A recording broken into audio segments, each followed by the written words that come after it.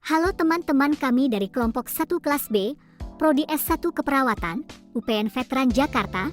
Izinkan saya untuk menjelaskan materi pembelajaran mengenai terapi farmakologi obat-obatan kardiovaskular.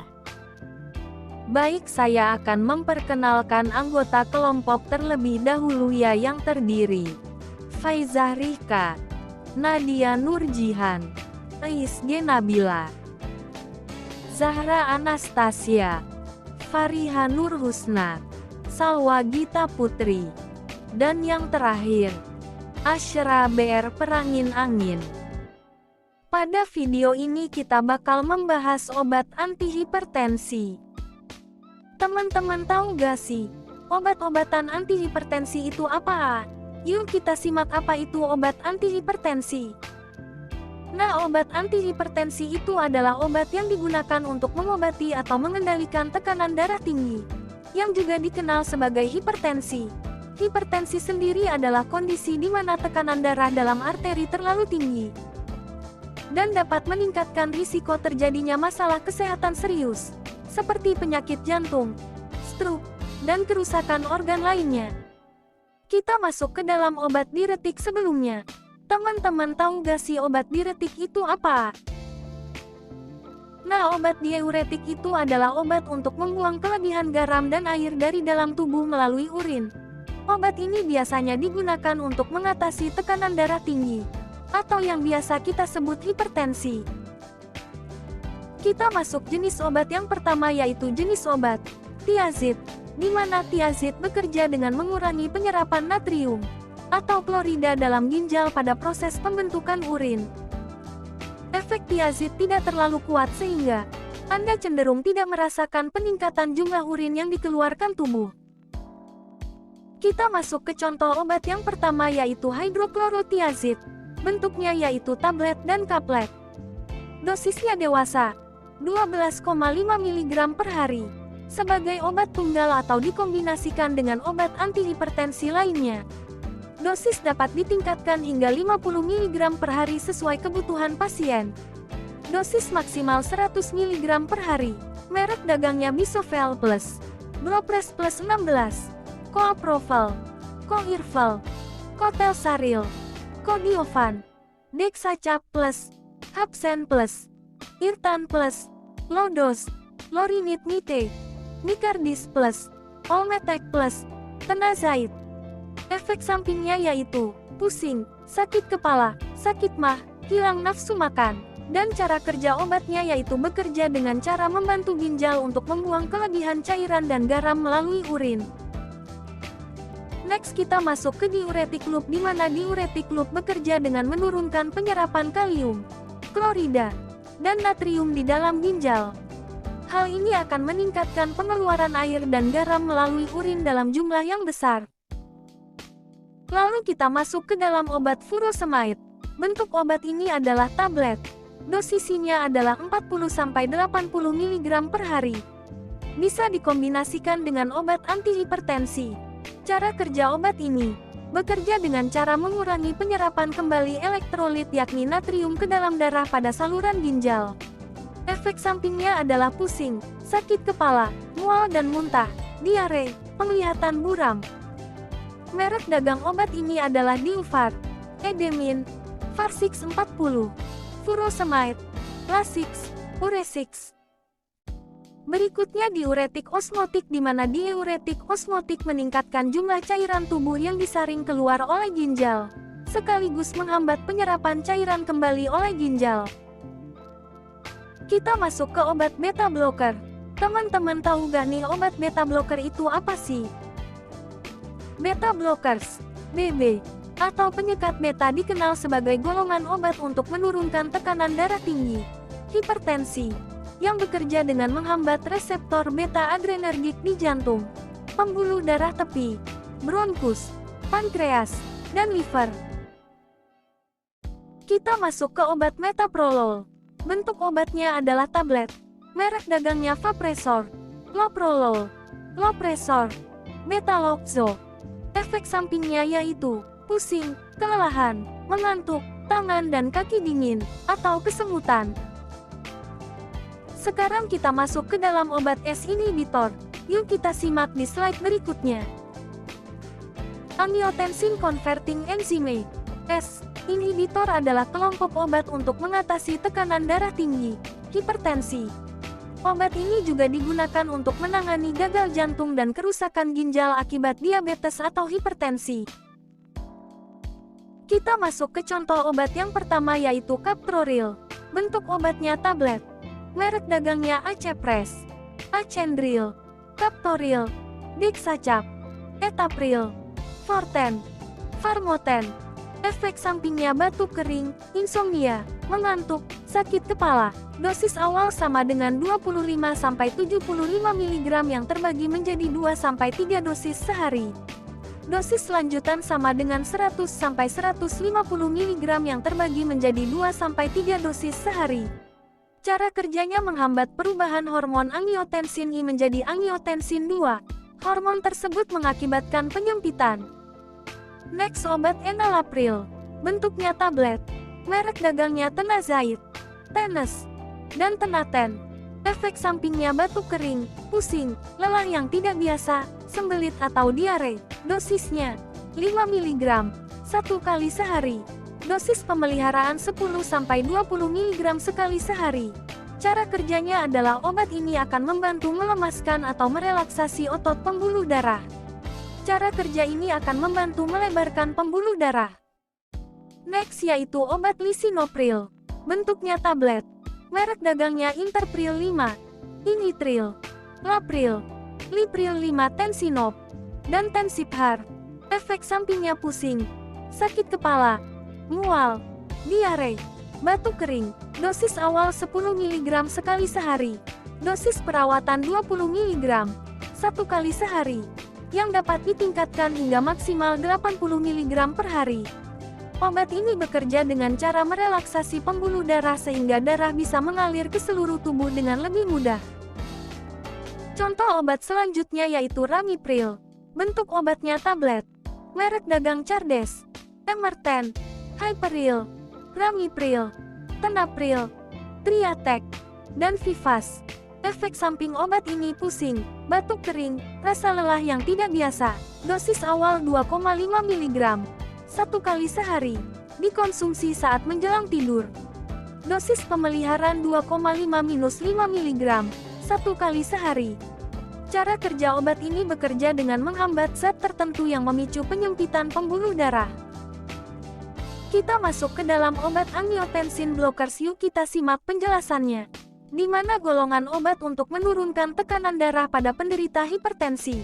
Obat ini umumnya diresepkan dokter jika pasien hipertensi tidak dapat menjalani terapi menggunakan obat golongan S inhibitors. Contoh obatnya yaitu Asilsartan. Bentuknya tablet. Dosisnya 40 mg, 1 kali sehari, lalu dosisnya dapat ditingkatkan menjadi 80 mg. Efek sampingnya pusing, kelelahan, diare, tekanan darah rendah. Golongan obat ini obat resep. Cara kerja obat ini bekerja dengan memblokir zat dalam tubuh yang menyebabkan pembuluh darah mengencang. Selanjutnya yaitu obat Candesartan. Bentuknya tablet. Dosisnya dosis awal Eprosartan untuk mengatasi hipertensi adalah 600 mg, 1 kali sehari. Efek sampingnya, sakit kepala, nyeri punggung, pusing batuk, ruam kulit. Merek dagangnya, Bloken, Blopin, Blopres, Candevar, Candepres, Canderin Duo. Cara kerjanya bekerja dengan cara memblokir reseptor angiotensin pada pembuluh darah. Contoh berikutnya adalah Eprosartan. Bentuk obatnya tablet. Merek dagangnya Teveten. Dosis awal Eprosartan untuk mengatasi hipertensi adalah 600 mg, 1 kali sehari. Efek sampingnya adalah pusing, sakit perut atau gangguan pencernaan, nyeri otot. Cara kerjanya obat. Obat dalam golongan ini menghambat kerja hormon angiotensin II, yaitu senyawa alami dalam tubuh yang dapat menyebabkan penyempitan pembuluh darah. Selanjutnya obat Irbesartan. Bentuk obatnya tablet. Merek dagangnya Aprovel, Betafein, Coaprovel, Irbesal, Irbesartan, Irbetap, Irbeten. Efek sampingnya pusing, pandangan kabur, sakit tenggorokan, sakit perut, nyeri otot atau sendi. Merek dagangnya Aprovel, Betafein, Coaprovel, Irbesal, Irbesartan, Irbetap, Irbeten, dan cara kerja obatnya bekerja dengan cara menghambat reseptor angiotensin 2. Saat angiotensin 2 dihambat, pembuluh darah akan melebar dan aliran darah akan lancar. Berikutnya kita membahas obat kalsium channel blocker. Yuk teman-teman simak dan lihat ya. Calcium Channel Blockers, CCB, adalah kelas obat-obatan yang diresepkan dokter untuk mengatasi tekanan darah tinggi.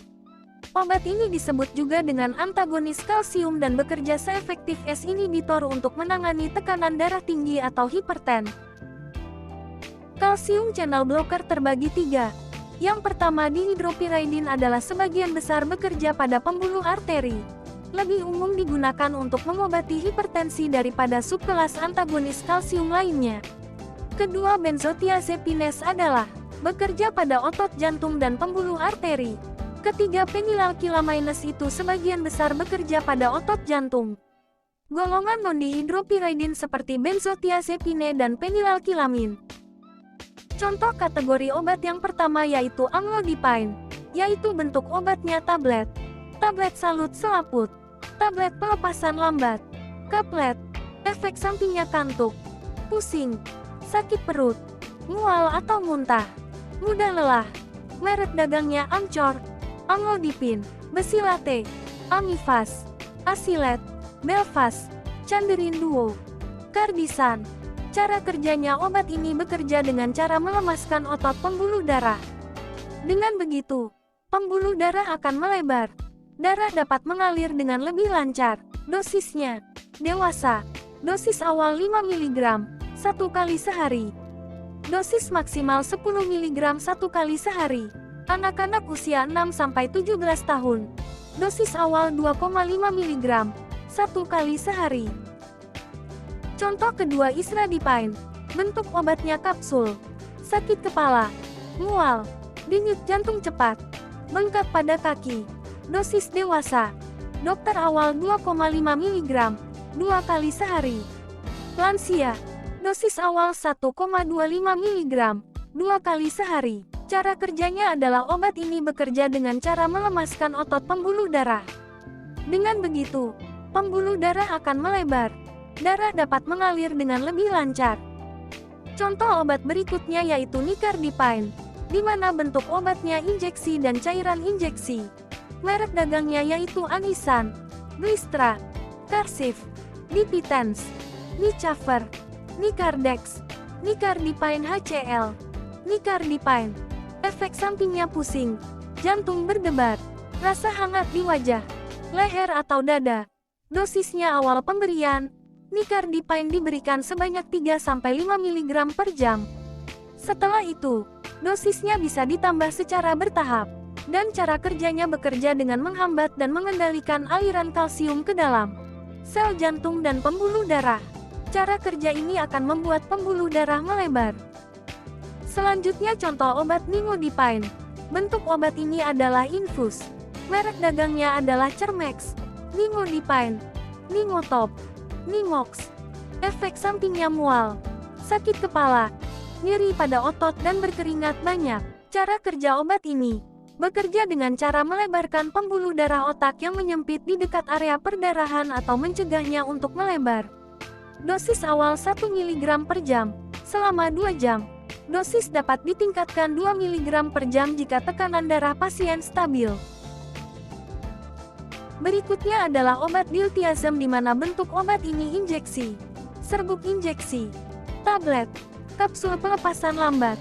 Merek dagangnya Dilmen, Diltiazem HCl, Diltiazem hidroklorid, Pharmabes 5, Herbeser, Herbeser 30. Efek sampingnya ada sakit kepala, rasa gelisah, mual, dan pembengkakan pada kaki. Dosis dewasa, dosis awal adalah 90-120 mg, 2 kali per hari. Dosis dapat ditingkatkan hingga 360 mg per hari. Cara kerjanya bekerja melebarkan pembuluh darah, sehingga dapat menurunkan tekanan darah. Selanjutnya obat verapamil. Bentuk obat ini adalah tablet salut selaput. Kaplet pelepasan lambat. Merek dagangnya Isoptin. Isoption SR. Verapamil hidroklorid. Efek samping obat ini adalah mual, sembelit, sakit kepala, dan tekanan darah rendah. Dosis obat ini adalah tekanan darah tinggi. Dewasa. Dosis awal 240 mg per hari. Dibagi ke dalam 2-3 kali pemberian. Dosis maksimal 480 mg per hari. Cara obat ini bekerja melebarkan pembuluh darah, sehingga dapat menurunkan tekanan darah dan... Teman-teman tidak kerasa ya, sekarang kita sudah mau ke materi terakhir nih. Yuk kita simak obat alpha blocker. Obat alpha blocker adalah kelas obat yang terutama mengobati tekanan darah tinggi, serta kondisi tertentu yang memengaruhi sistem peredaran darah, prostat, dan dapat membantu mengobati jenis tumor. Yuk kita bahasnya contoh obat di slide berikutnya. Contoh obatnya doxazocin. Bentuk obatnya tablet. Merek dagangnya Cardura. Doxazocin mesilate. Tensidox. Efek samping obat ini yaitu pusing dan rasa melayang, kantuk, sakit kepala. Dosis obat ini adalah 1 mg, 1 kali sehari dikonsumsi sebelum tidur. Dosis dapat digandakan setelah 1-2 minggu, tergantung pada respons tubuh. Dan cara kerjanya, obat ini bekerja dengan cara menghambat reseptor alfa yang ada di kandung kemih dan kelenjar prostat. Selanjutnya obat alfuzosin. Merek dagangnya Satral XL. Dosis obat ini untuk dosis dewasa. 2,5 mg dalam 3 kali sehari. Dosis maksimal hariannya sebesar 10 mg. Dosis pertama dianjurkan sebelum tidur malam. Efek sampingnya nyeri perut bagian atas, hilang nafsu makan, urin berwarna gelap, tinja berwarna seperti tanah liat, kulit atau mata menguning. Obat ini bekerja dengan cara merelaksasi otot-otot yang ada di leher kandung kemih dan kelenjar prostat, sehingga aliran kemih menjadi lancar. Terakhir obat prazosin. Merek dagang obat ini adalah Minipres, Redupres. Dosis awal 0,5 mg, 2 atau 3 kali sehari. Dikonsumsi sebelum tidur, selama 3-7 hari. Dosis dapat ditingkatkan menjadi 1 mg, 2 atau 3 kali sehari, selama 3-7 hari berikutnya. Efek sampingnya kantuk, mual atau muntah, pusing atau sakit kepala, pandangan kabur dan diare atau justru konstipasi.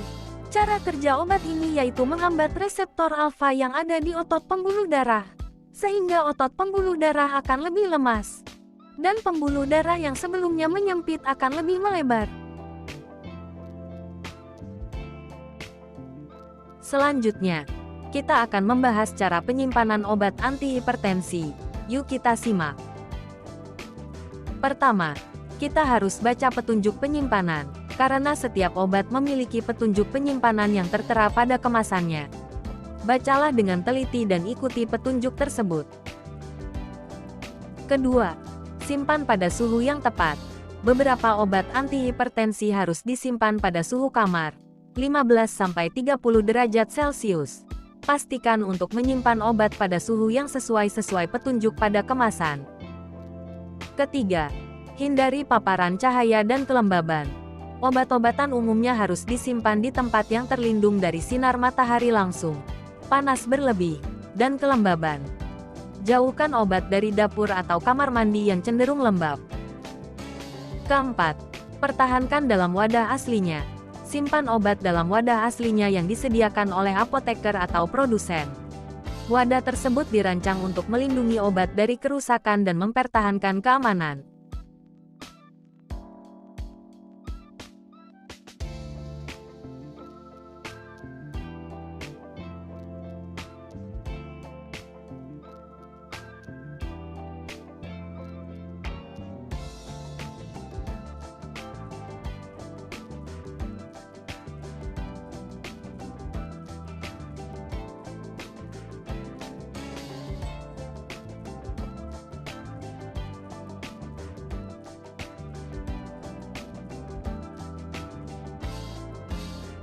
Kelima, jauhkan dari jangkauan anak-anak. Simpan obat di tempat yang tidak dapat dijangkau oleh anak-anak, seperti kabinet obat yang terkunci. Hal ini untuk mencegah penggunaan obat yang tidak disengaja oleh anak-anak. Keenam, jangan transfer obat ke wadah lain. Hindari memindahkan obat ke wadah lain, kecuali jika diperlukan. Wadah asli memiliki label dan informasi penting tentang obat. Thanks for watching.